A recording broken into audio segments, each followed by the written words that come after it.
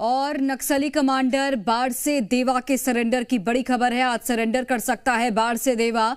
तेलंगाना में साथियों के साथ कर सकता है सरेंडर। हिडमा का करीबी था नक्सली कमांडर बाढ़से देवा। तो ये बड़ी खबर आप तक पहुंचा रहे हैं। नक्सली कमांडर बाढ़से देवा के सरेंडर की खबर है। आज बाढ़से देवा सरेंडर कर सकता है। तेलंगाना में साथियों के साथ ये सरेंडर कर सकता है, जिसकी तस्वीर बाढ़से देवा है ये।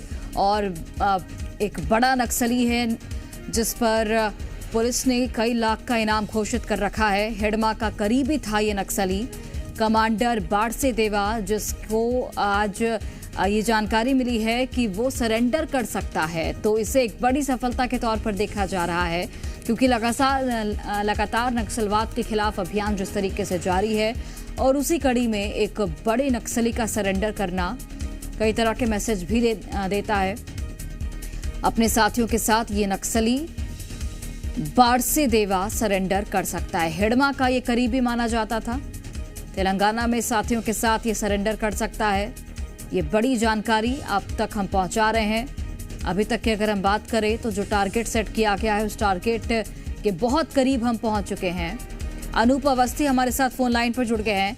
अनूप, ये एक बड़ी सफलता होगी, क्योंकि तेलंगाना में अपने कई साथियों के साथ ये जो नक्सली है बाढ़से देवा कमांडर भी रह चुका है, ये सरेंडर करने वाला है। बिल्कुल सोनाली, देखिए बाढ़से देवा उन बचे खुचे नक्सल कमांडर में से एक है जो कि फिलहाल बस्तर के इलाके में सक्रिय हैं और वो मूलतः बस्तर के ही निवासी हैं। जैसे कि जो हिडमा है वो भी पुवर्ती गांव से आता था, उसी तरह बाढ़से देवा भी पुवर्ती गांव से आता है और बटालियन नंबर 1 का कमांडर है। सबसे बड़ी बात, क्योंकि पिछले महीने भी उसके आत्मसमर्पण की खबर आई थी, लेकिन बाद में वो आत्मसमर्पण नहीं हो पाया था। ये बताया जा रहा था कि माओवादी और सरकार के बीच में जो वार्ता है वो पूरी तरीके से सफल नहीं हो पाई थी, लेकिन पिछले 1 महीने से ये जानकारी नहीं लग पा रही थी कि आखिर बाढ़से देवा है कहाँ। लेकिन अब ये कल शाम से ये जानकारी सामने आ रही है कि बाढ़से देवा तेलंगाना में है अपने कुछ साथियों के साथ में, क्योंकि उसने तेलंगाना फोर्स से संपर्क किया है कि वो आत्मसमर्पण करना चाहता है। ऐसे में ये बताया जा रहा है कि जल्द ही हम ये तस्वीर देखेंगे कि जो कुख्यात माओवादी है बस्तर का बाढ़से देवा, वो तेलंगाना में आत्मसमर्पण करेगा। देखिए, सबसे बड़ी बात ये है कि पिछले साल तेलंगाना में 509 माओवादियों ने आत्मसमर्पण किया था, जिसमें से 23 जो हैं वो सिर्फ तेलंगाना के मूल निवासी हैं।